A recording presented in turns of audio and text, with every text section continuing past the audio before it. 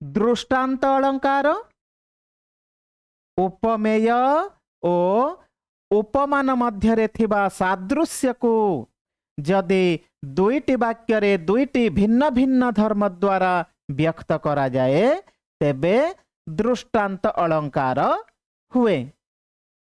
उदाहरण शिलारे घषिले चंदन सुबास करे वितरण तेसन संसार कषणे वितरे साधु प्रेम जने।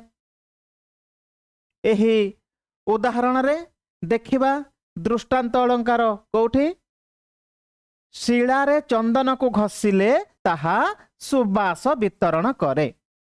एहा हेउछि उपमान पक्ष। सेही भली संसार कषण भितरे मध्य साधु लोक कौन करे समस्तंको प्रेम वितरण करे।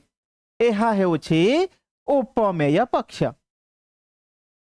ताहले उपमान पक्षर धर्म सुबास वितरण करिबा एवं उपमेय पक्षर धर्म प्रेम वितरण करिबा उभय एका कथा नुहे, उभय समान कथा नुह, किंतु वाक्य दुईटी मध्यरे अर्थात उपमेय ओ उपमान पक्ष मध्यरे सादृश्य व्यक्त होइछि।